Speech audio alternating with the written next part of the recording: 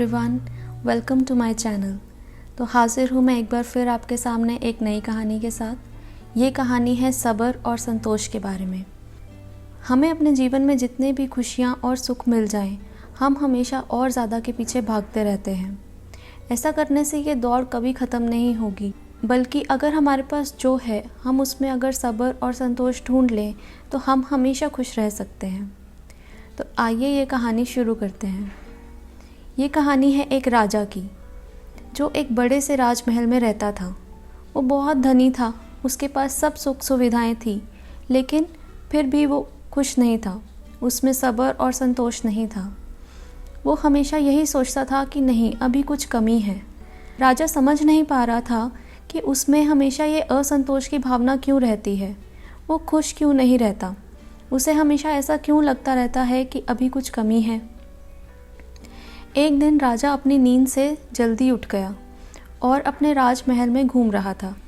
चलते चलते राजा को एक सेवक दिखाई दिया जो गाते हुए अपना काम कर रहा था। उस सेवक के चेहरे पर मुस्कुराहट थी, वो खुश था। ये देखकर राजा आकर्षित हो गया और उसने उस सेवक को अपने पास बुलाया। राजा ने उस सेवक से पूछा कि तुम इतने खुश क्यों हो। तो सेवक ने कहा कि मैं यहाँ राजमहल में काम करके अपने और अपने परिवार के लिए जितना ज़रूरी है उतना कमा लेता हूँ। मेरा परिवार मुझसे खुश है। हमें कुछ ज़्यादा नहीं चाहिए, सिर्फ सर पे छत और पेट भरने के लिए भोजन, और वो सब हमारे पास है।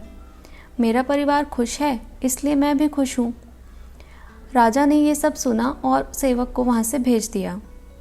अगले दिन राजा ने अपने सलाहकार को अपने पास बुलाया। राजा ने अपने निजी सलाहकार को अपनी असंतोष की भावना के बारे में बताया और फिर उस सेवक के बारे में बताया। और राजा ने उससे पूछा कि ऐसा क्यों है कि मैं राजा होकर भी खुश नहीं हूँ और वो सेवक होकर भी खुश है। सलाहकार ने राजा की बात ध्यान से सुनी और उसने जवाब दिया कि ऐसा लगता है कि वो सेवक अभी तक द 99 क्लब यानी कि 99 क्लब का सदस्य नहीं है। तो राजा ने पूछा, द 99 क्लब ये क्या है? तो सलाहकार ने जवाब दिया कि ये जानने के लिए आपको एक कार्य करना होगा। एक बैग में 99 सोने के सिक्के डलवा कर उस सेवक के दरवाजे पर रखवा दीजिए।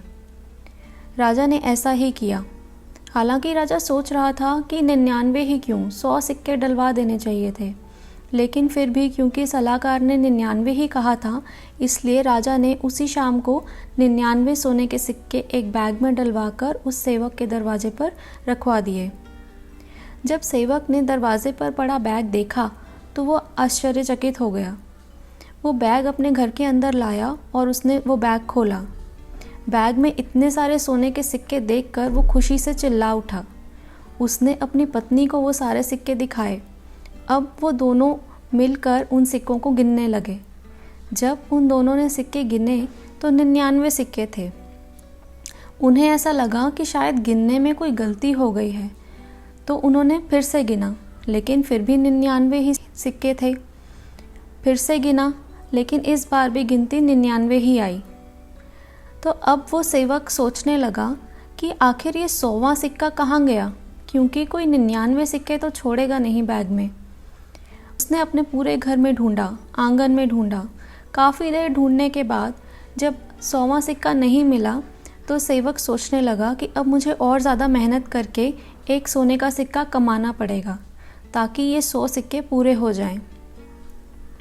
अगले दिन वो सेवक काफ़ी तनाव भरी स्थिति में नींद से उठा और अपने पत्नी और बच्चों पर चिल्लाने लगा कि मुझे काम पे जाने में देरी करवा दी। अपने काम पर भी वो पहले जैसे खुश नहीं था, काफ़ी तनावपूर्ण स्थिति में था। राजा सेवक के व्यवहार में आए इस बदलाव को देखकर काफ़ी चकित हो गया। उसने अपने निजी सलाहकार को बुलाया और पूछा कि इतने सारे सोने के सिक्के मिलने के बाद तो इस सेवक को और खुश होना चाहिए था, ये इतना परेशान क्यों है? तो सलाहकार ने जवाब दिया कि अब ये द 99 क्लब का हिस्सा बन चुका है। 99 क्लब का मतलब वे लोग हैं जिनके पास सब सुख सुविधाएं होते हुए भी उनमें संतोष नहीं है। वे हमेशा उस एक सिक्के के पीछे भागते रहते हैं ताकि 100 सिक्के पूरे कर सकें। हमें अपने जीवन में जितने भी सुख सुविधाएं मिले हैं, हमें उनके लिए शुक्रगुजार होना चाहिए। हमें जीने के लिए बहुत कम की आवश्यकता होती है, लेकिन जैसे ही हमें थोड़ा ज़्यादा मिल जाए, हमें और ज़्यादा की इच्छा होने लगती है। हमें और बहुत ज़्यादा पाने की ख्वाहिश में अपनी खुशियों को नहीं खोना चाहिए। अपने जीवन में खुश रहने की और सब्र रखने की कोशिश करनी चाहिए। तो आई होप आपको ये कहानी पसंद आई होगी। If you like this story, subscribe to my channel stories with Parul. Wait for my next story. तब तक के लिए नमस्कार and take care of your self. Bye bye.